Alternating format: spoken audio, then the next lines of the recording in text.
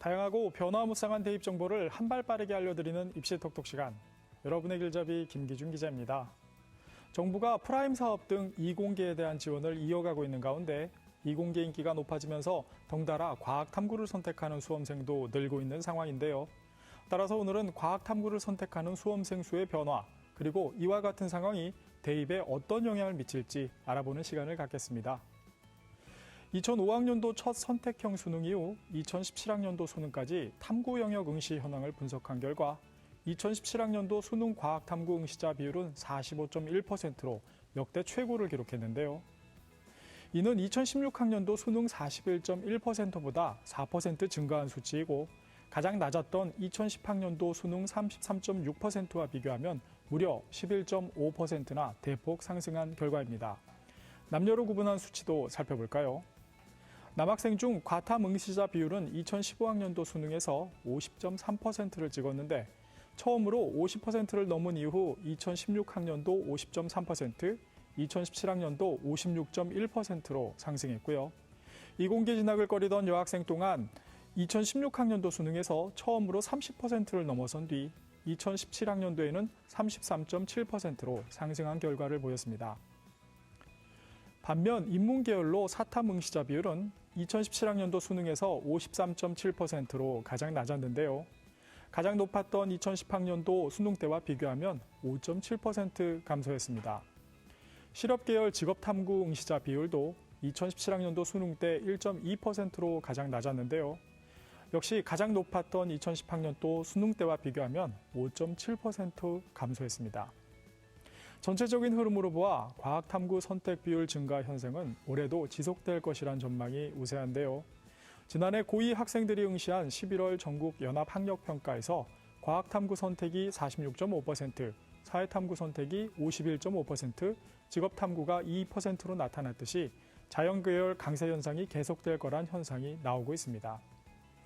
이처럼 과학탐구 응시자의 비율 증가, 그리고 사회탐구, 직업탐구 응시자의 비율 감소는 지금의 사회상과 정부 정책과도 깊은 관계가 있는데요. 취업 불황 속에서 정부가 이공계 육성 의지를 밝히며 프라임 사업을 활성화하고 있는 게 이러한 사례로 볼 수가 있죠. 서울 주요 대학이나 지방거점 국립대 등 이공계열에 입학하기 위해 과학탐구 영역 선택 수험생이 그만큼 늘었다는 것입니다. 한편 인문학 진흥 계획 등을 비롯해 다수의 인문학 살리기 움직임은 취업과 직접 연계되지 못하고 있는 상황인데요.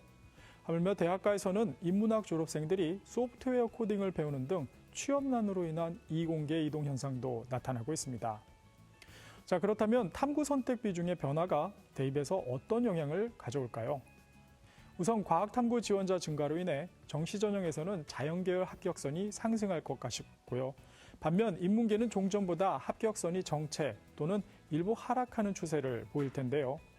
뿐만 아니라 탐구 영역이 선택 과목이란 특성상 과목별로 선택 인원수 차이에 따른 등급과 표준 점수, 백분위의 유불리 현상도 발생할 것 같습니다. 무엇보다 탐구 과목 선택에 기로에 놓인 예비 고3 학생들의 고민이 깊어질 수밖에 없을 것 같은데요. 전문가들은 탐구 과목 선택 가이드로 5가지를 제시합니다.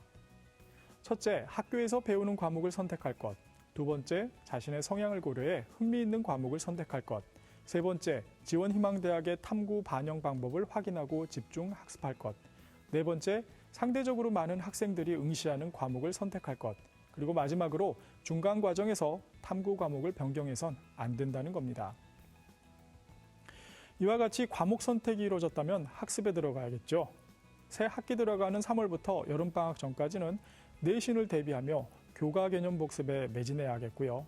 여름방학부터는 EBS와 기출문제 점검 후 오답노트 만들기, 그리고 수능 전까지는 개념 노트와 오답 노트 중심으로 최종 복습 정리하는 학습법을 이어가는 게 좋을 것 같습니다. 2교시 입시 톡톡, 오늘은 과학탐구 선택 수험생 수의 변화, 그리고 대입에서의 영향까지 알아봤습니다. 지금까지 김 기자의 입시 톡톡이었습니다.